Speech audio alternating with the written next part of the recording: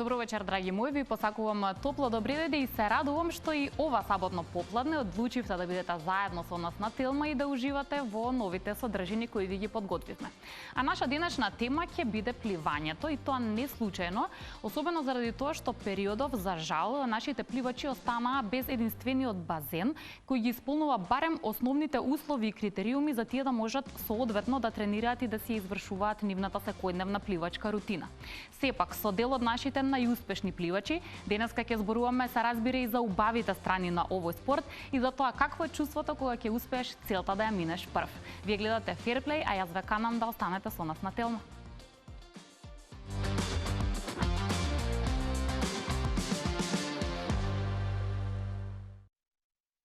Мојот прв вечерашен гостин е најуспешниот македонски маратонски пливач.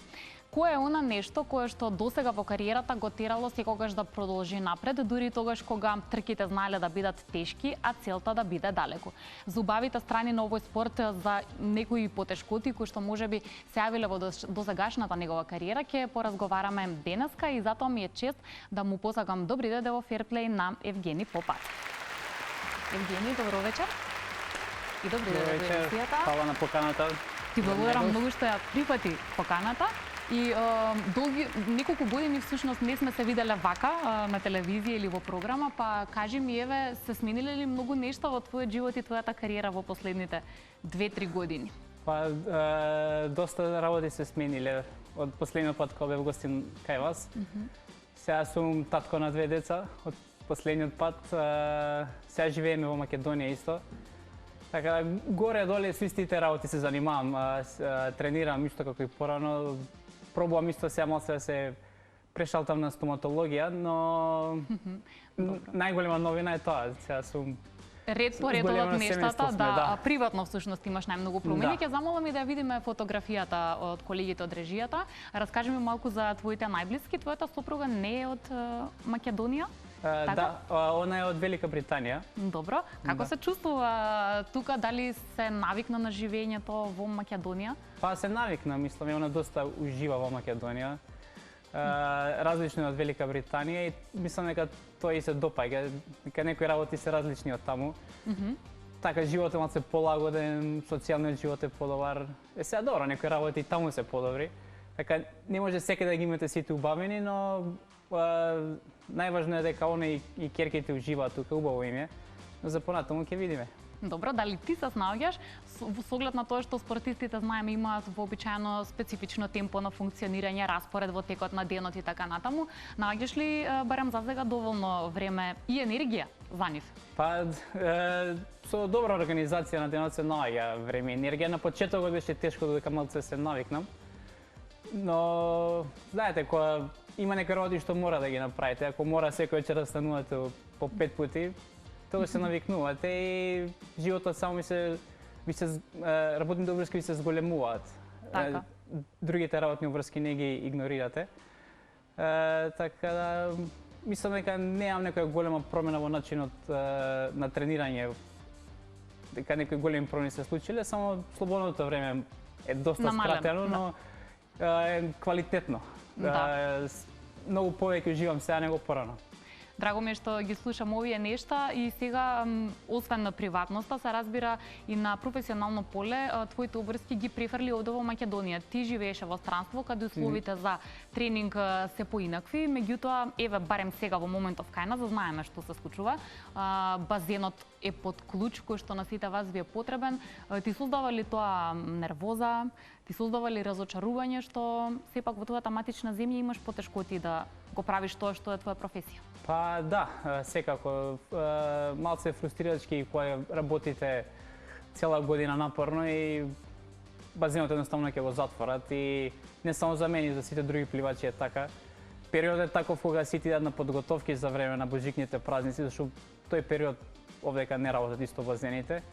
И кога се враќаат у Македонија, планираат да продолжат со напорните тренинзи, но ете, се случи тоа, да се затвори базенот, но се надеваме и слушаме дека базенот ќе отворат наскоро, така тоа се добри вести. Добро, мене ме интересира, еве, кога си ти професионален пливач. Што правиш во тие денови кога едноставно немаш базен? Како вие се сноѓате во таква ситуација, затоа што претпоставам дека целосно заменски, условно кажано, тренинг не може да има кога нема вода. Да, пливањето е таков спорт, малце е неблагодарен спорт, поради тоа што мора постојано да тренирате, 6 дена неделно се тренира и мора у вода. Сега, ако немате базен, тогаш сте надвор од природната средина.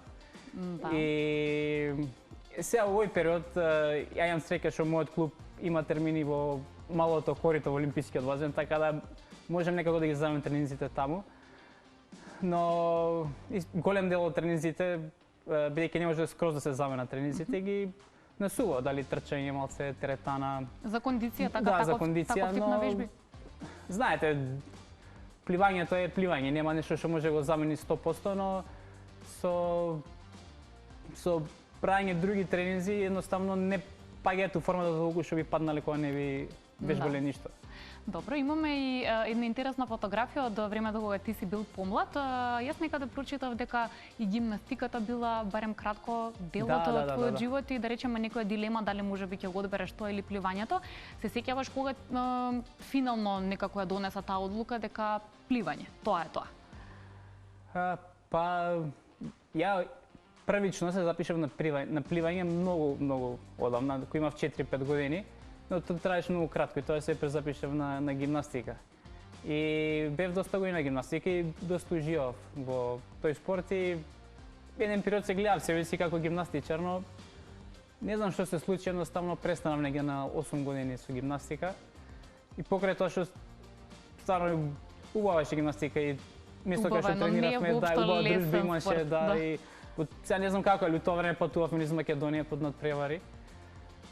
Но ете, од тоа се префрлив на пливање и вториот пат кога се запишав на пливање веќе имав друг пристап кон пливањето, тогаш веќе бев посериозен, посветен бев на пливањето и тоа беше тоа, да. Тоа беше тоа, после тоа секоја година се повеќе и повеќе се посветувате и веќе на 5-16 години ќе сте тотално посветен пливањето со два тренинзи дневно, со професионален пристап целосно. Да, професионален пристап. Добро, уште нешто што ме интересира, верувам и нашите гледачи кои нели можеби не има толку блиска работа пливањето. Како вие одлучувате дали ќе се бавите со маратонско пливање или некоја од другите дисциплини? Треба да имаш одредени предиспозиции или единствено во прашање е желбата и твојата ментална подготвеност, да речам, кој од овие нешта ќе ги одбереш? Најголем дел се предиспозициите. Што се разликуваат? Иако многу е важно да имате желба, зашто ако немате желба да правите ништо или ако имате преголемна желба, можете све да успеете, но и јас на маратонско пливање, покрај тоа што го сакам маратонското пливање и од дете идев на Охридски маратон, ги гледав маратонците и ги чекав на пристанище по 3-4 сата ги чекавме да дојдат. Но едноставно прво пливав сите дисциплини ги пливав на базен, нормално како секој дете и секој пливач. Но со тек на време видов дека повеќе ми лежат подолгите дисциплини. Така да подобри резултати имав на подолгите патеки во базен. После тоа видов дека на маратонските трки, што во тоа за помлади категории маратонските трки беа помали, по 2,5-3 км, 5 км најмногу. Приметив дека можев да поведам пливачи кои се доста подобри од мене во базен. И тогаш видов дека уствари мене маратонското пливање повеќе ми лежи и почнав повеќе се фокусира на маратонско пливање и тоа остана тоа остана повеќе на маратонско, помалце ги редуцирав тренинзите за базенско пливање, за други стилови. Таму неге веќе на 17-18 години мислам дека тотално се посветив на маратонско пливање. Во вашиот тип на пливање апсолутно многу, мислам и во секој спорт, меѓутоа и во оваа конкретна дисциплина важно е во каква состојба е вашиот ум, да речам, особено во оние моменти кога е тешко, кога се бори телото, кога целта е далеку, можеби нели практично не ја гледате, меѓутоа на крајот од денот не треба да се откажете. И што е тоа што ти поминувало тебе низ главата во такви моменти? Си се двоумел или многу често дали да престанеш, да застанеш, дали ќе биде премногу за твоето тело или едноставно да продолжиш? Како изгледа тоа во ваша кожа? Зависно од трката, некогаш едноставно не можете брзински да го издржите тоа темпо, некогаш стварно веќе не можете да пливате, зависи од ситуацијата, но често кога ми е тешко, едноставно мислам дека пробам да се фокусирам на целта, на крајниот резултат, на тоа дека на другите ми е тешко, па ако мене се ми е потешко, може за 15 минути, 20 другите ќе им биде потешко, мене ќе ми се врати енергијата. Така маратонското пливање, мислам и дури сите маратонски дисциплини има голем удел има менталното здравје и колку сте ментално спремни. Така да има такви моменти кои ако преборите таа криза, после све едноставно е полесно. Така да ако некогаш имам некој ментална пречка, само треба да така јас гледам на работите, само треба да ја прескокнам и веќе после некој време тој проблем го снемува. Се докажува дека може да се надмине проблемот. Каков си кога, да речеме, ќе имаш неуспешно пливање? Дали тешко ги поднесуваш тие моменти? Дали е тешко и за тие кои што се во твојата околина, да речам? Или пак лесно се помируваш со тоа во смисла дека следниот пат ќе биде подобро? Да, па нормално е, секој спортист се разочарува и јас често сум се разочарувал од лоши резултати. Поготово резултати кога сте биле блиску до победа или се случила мала грешка или така, например, неколку стотинки веделеле од прво место или неколку секунди од Олимпијада или така, нормално е, некогаш па и некако не се потресам толку многу, бидејќи секогаш знам дека ќе има следна прилика и од некој лош резултат можете и добро да излечете. И тоа е плюс некоја мотивација. Но тоа мислам дека составен дел од спортот и ако нема емоции во спортот, не би мислам дека не би требало да го правиме, да. Да, апсолутно дека е така. Ти во моментов имаш 33 години. Што значи тоа? Чувствуваш ли самиот дали уште долго време ќе можеш да ја правиш оваа работа и да се бавиш со пливањето? Имаш ли некоја цел до кога сакаш тоа да го правиш или се уште е рано да се зборува за завршување на пливачка кариера? Па, јас се уште се чувствувам физички спремен, дури ментално да тренирам уште неколку години и се надевам дека барем до следната Олимпијада би тренирал 100%, бидејќи тоа ми е желба што сакам да си остварам. Годинава за малце ја промашив нормата, така да се надевам дека тоа ми е дека следната Олимпијада ќе остварам норма и дека ќе се квалификувам, зашто тоа ми е може единствена работа така што ми остана неостварена. Да, а не е воопшто едноставно и сега ти пред малку спомна секунди или стотинки, кај вас секундите се долговременски период, ако за сите нас останат е тоа кратко. Да, една трка е на 2 часа. Да, неколку секунди те делеа од моментот да обезбедиш норма. Секако и сакав да те прашам за таа ситуација. Долго време човек се подготвува, Олимпијадата е сон на секој спортист. Ова што пред малку го кажа, беше она што си го помисли, следната Олимпијада ќе биде мојата шанса или како? Конкуренцијата секако е многу голема, нели? Човек не може да биде сигурен дека следниот пат ќе успее во тоа. Да, конкуренцијата е стварно голема кој секој олимписки спорт и како се ствараат нови спортови, тогаш бројот на места за Олимпијада се намало, така да секоја година е све потешко и потешко, но починувајќи од првата квалификација, секогаш се поблиску и поблиску, така да се надам дека има шанса, да, и да, секако кој ќе сега во моментот си мислите следната Олимпијада е после 3 години, така да има време на тоа се мисли, но мислам дека треба одма да се почне да се подготвува за следниот Олимпијада, бидејќи ете, следната година е првите квалификации, така да нема уште многу време. Нема многу време. Што друго се случуваше во твојата кариера изминатава година, заради тоа што, како што можев да видам, и доста други надпреварувања беа дел од твојата агенда. Имаш ли напорно темпо заради тоа што не е малку човек да учествува на толков голем број надпреварувања, нели? Сето тоа бара подготовка. Пред оваа претходната сезона беше малце редуцирана од обичните сезони, но сепак имаше Европското првенство се одржи, квалификациите за Олимпијада. На Европско првенство имав добар резултат, таму бев 9, на Охридскиот маратон 2, секувно бев 3 во ултрамаратон серијата. И беше доста, и оваа година беше за разлика од 2020 беше многу понапорно, но во споредба со 2019-2018 беше малце порелаксирана, бидејќи се уште многу трки се откажани поради пандемијата. Не, за пример 2019 година негде во јуни отпатов од Македонија и се вратив во август за маратонот. До тогаш До тогаш, постојано да, постојано надпреварувања? надпревари, да, бев у Кореја, па у Канада, значи направив цел круг околу земјата. Па се Да вратив се од другата вратиш дома. страна, така да и да, малце е напорно, но сепак е нешто што се чувствувам многу почестен што можам да го правам и што тоа ме прави среќен и се уште уживам во тоа. Да, твојот живот е практично посветен на тоа. Што се однесува до социјалните мрежи, таму можам да видам дека дел од твоите блиски навистина те поддржуваат.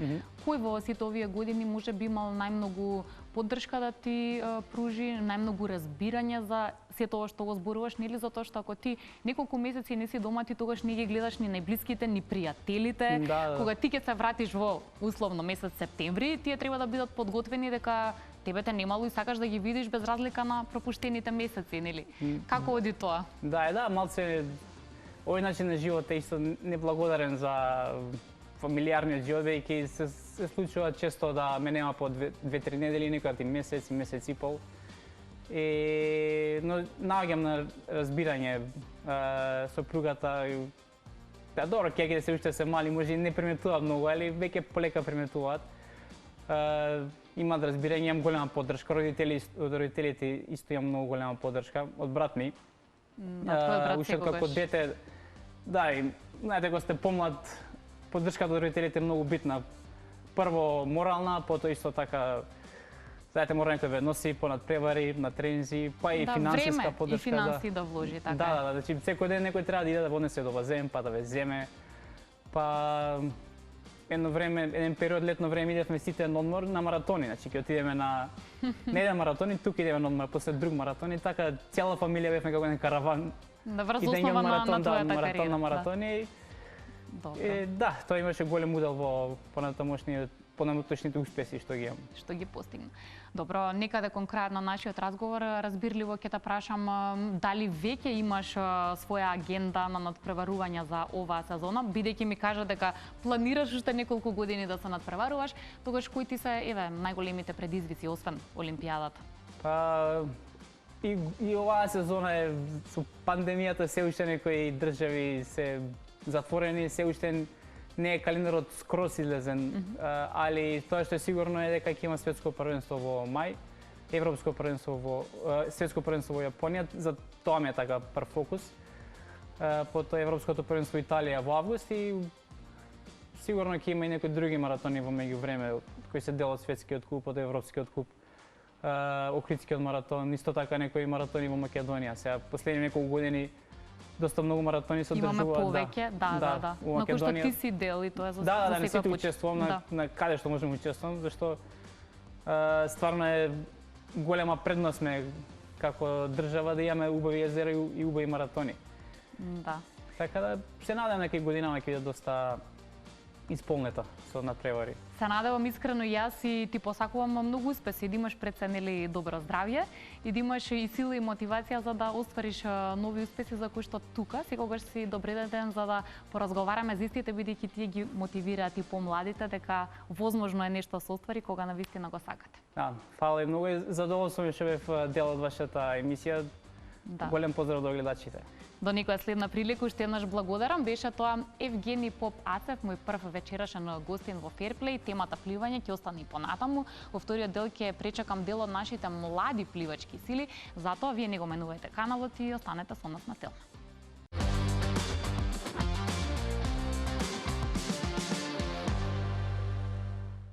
Вие го гледате новото издание на Fairplay, а вечерва зборуваме на тема пливање. Па во овој втор дел ќе ми биде навистина драго што ќе зборувам со дел од нашите млади пливачки сили или бисери.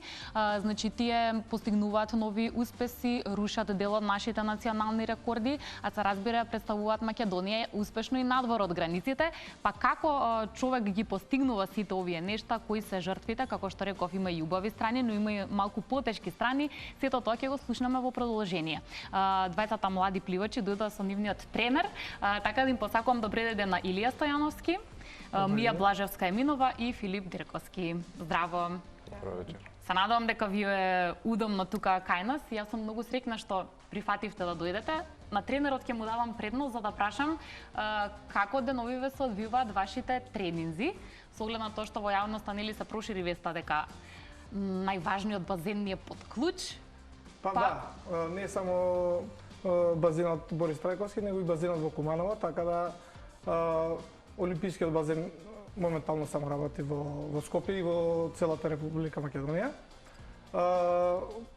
Направивме распоред со другите колеги од другите клубови што дојдоа да тренираме заедно, така да се воспостави некој ред и тренинзите се обавуваат непречено. Добро, што во оние моменти кога нема базен, без разлика од кои услови, има ли некој тип на тренинг кој што може колку толку да ја замени работата во вода? Па тоа би било само краткорочно, да кажеме некој прекин од 3 до 5 дена, бидејќи пливањето не може со ништо да се замени. Тоа со самото пливање се губи како допирот со водата и после потешко се надокнадува таа. Да, излегувате практично од она стандардна шема. Да. Добро, вас ќе ве прашам сега дали имавте колку толку време за одмор, вообичаено овој дел кога се празниците спортистите, зависи од кој спорт одмараат, или немаш одмор, тренинзите си течат без прекин? Па имавме 10-дневен одмор од Нова година до крајот на празниците. Доаѓа доста одлично за нас пливачите. Потребен одмор секако. Не е битно само напорна работа, зашто може да има негативно да влијае понатаму на резултатите. Се опоравивме и се продолжуваме со нови сили понатаму. Да, значи 10 дена се доволен период за да здивнете практично. За тренерите може да кажа дека е многу. Да. Па нормално тренерите затоа и се тука за да да не се преопуштат со исхраната и со пијалоците, така да поради тоа. Добро, тоа е легитимно, нели? Бидејќи кога зборуваме за успеси, сето тоа е дел од успехот. Мене ме интересира дали е тешко кога сте во улога на тренер на млади деца и млади луѓе да успеете баш во оваа цел, да ги мотивирате, или во ситуација кога, не знам, не да Боже решиле дека ќе се откажуваат од спортот, дека е тоа многу тешко, вие да ги уверите и да им посочите дека не е Па вака, ние тренерите сме пред се мотиватори. Значи кога ќе запне работата, ние кога ќе падне спортистот, тука сме да се подигне. Значи први сме тие што треба да му дадеме рака, да го подигнеме и што се вика да му дадеме ветер во грб за понатака. Така да се остана пак на нив, на нивната самодисциплина. Јас секогаш викам најдобро тренер што ќе го искористи ќе го оствари потенцијалот на самата атлета, на самиот пливач. Така да тоа е тоа. Ние сме секогаш тука за нив и секогаш ќе направиме и ќе советуваме едноставно кажано кон нивна совест. Например, тоа е добро, тоа е лошо и сега нели секој си има испалинки овај, кој ќе послуша ќе продолжи понатаму, кој не. А и нормално кога пред откажување сме тука да кажеме дека тоа е само фаза, дека ќе помине. И едноставно така и го градиме нивниот карактер на младите луѓе, дека секој тешко поминува и после доаѓа успехот. Ако го надминете тешкото, ќе дојде веројатно и успехот. Вие морам да прашам што им одговарате, да речеме, на вашите врсници, па дури можеби на повозрасните, но оној коментар кој што сум сигурна дека го има, јас сум го помислила тоа, како кога е надвор волку студено особено, има минусни температури, човек, односно вие станувате са бајле рано во 6 веројатно, и одите и влегувате во таа ладна, студена вода во базен, без разлика дали е зима или што се случува надвор? Па и нас реално ни е тешко, но јас, например, во спортот сум веќе многу години, од мала, така да со текот на времето се навикнувам и тоа ми е веќе како рутина. Ако не станам, например, толку рано и ќе се чувствувам на некој начин чудно, како денот да не ми е исполнет, дека покасно сум станала. Вака, например, имам тренинг од 7, па ќе станам порано и така на тој начин цел ден ми е исполнет. Продуктивен е денот, да, и поисполнет, добро. Имавте навистина убави успеси во годинава која што измина, па ајде сега еден по еден ќе ми кажете што е тоа што ви е најголем успех и што ви е најдраго дека го постигнавте во 2021. Па прво Олимпијадата, тоа е врв на секој спортист нели да се достигне. Многу бев среќна што успеав да стигнам до таму. Тоа представува врв на мојата кариера до сега што сум постигнала. Бев многу горда да бидам наистина надпревар со сите светски пливачи. Така е, најдобрите. Светски рекордери во светот, да. Исто така учествував и на светското првенство во Абу Даби. Таму имаше помала конкуренција, но сепак и таму имаше доста конкуренција за мене. Немаше дел од светските пливачи кои беа на Олимпијада, бидејќи многу од нив земаа одмор во тој период, бидејќи се падна во иста година светското со Олимпијадата, но сепак бев задоволна и што стигнав и таму.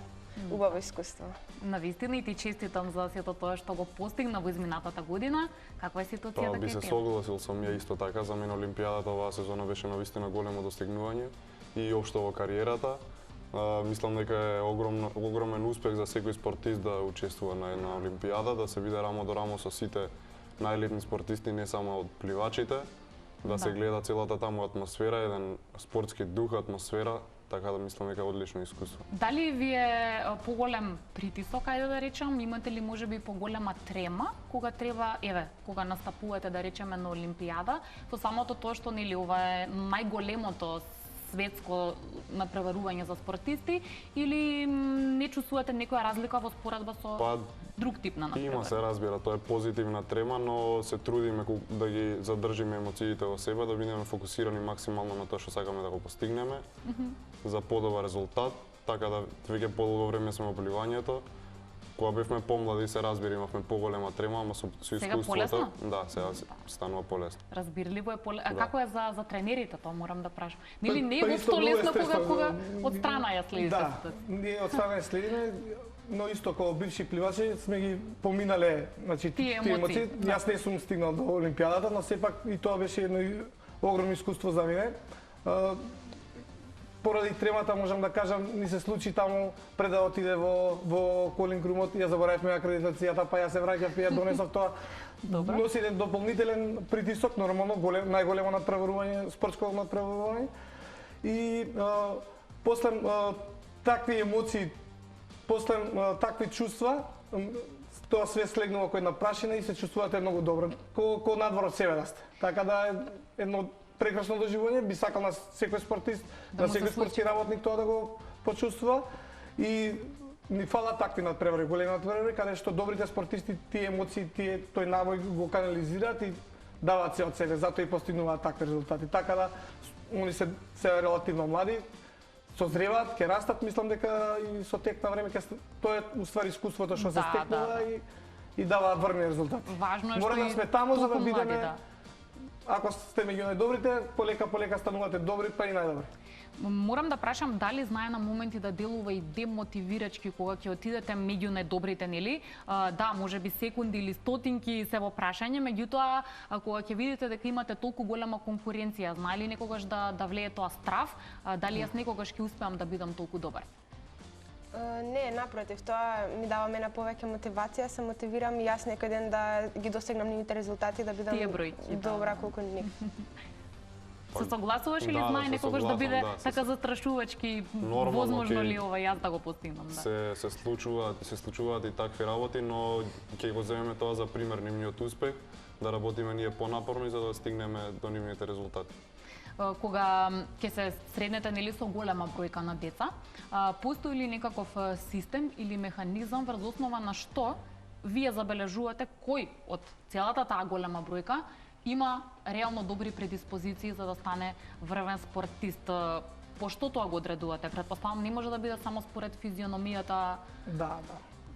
Раскажете ми малку за тие аспекти, зашто не е лесно да се направи вистинска селекција, нели? Да, значи ние правиме селекција, почнуваат нели децата од најрана возраст да тренираат, 4-5 годишна и полека како расте групата, може да кажеме дека на почеток е помасен од 40-50 деца и како одминуваат годините, полека децата се речат и уствари остануваат најупорните. Тие може меѓу нив имало и таленти и атлети што би порастали 2 метра, ама никогаш нема да знаеме. Затоа треба да останат што подолго во тоа што да бидат поупорни, бидејќи ако завршат пред пубертетот не нема да знаеме со што и како.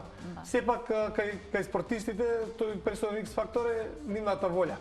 Ние само тренирате, исполнуваме нивна код, небрусен дијамант, доаѓат, не знаеме што е, додека не ја нашлеме само површината и потоа полека како на крај Времето искача- си го покажува. Да, најупорните, најстрајните, со големо срце, секогаш со голема работна етика. За било кој аспект од животот, ако сте вреден работник, мора да успеете. Не може да не, може ќе паднете 100 пати, ама 101 пат ќе успеете. Тоа е тоа. Да. Ова е индивидуален спорт каде што нели ајде да речеме нема лага, дури знае да биде брутално, бројка да си го кажува своето и тука е рангирањето, тоа е тоа, нема со играчот сгреши, па можеше да биде вака или така или онака, нема сценарија. Во поглед на тоа, малку раскажете ми за рекордите кои што националните рекорди кои што ги имате вие срушено или одново поставено. Епа, во изминатива години имам поставено повеќе рекорди. Не знам ни јас точна бројка. Преку 40-50, Добро. што се Дали има некој кој што е најважен и ти е најзначаен дека си го поставила како така? Епа, рекордите на Наташа Мешковска и Весна Стојановска, кои не биле бутнати со години, односно од кога тие завршиле со пливање, повеќе никој не им се доближил и бев горда што јас успеав да се доближам и дури да ги испливам по добрите времиња од нив. Да, што е за секој почит на вистина и треба да бидеме среќни што имаме во моментов вакви млади сили. Дали ти би извел нешто можеби од твои досега најуспешно испливани, надпреварувања, можеби некој рекорд? Би го резултатот на Олимпијадата со вредност од 739 фина бодиса, не знам колку ќе им значи тоа на граѓаните што ќе гледаат, но тие што се запознаени со спортот знаат дека е вреден резултат.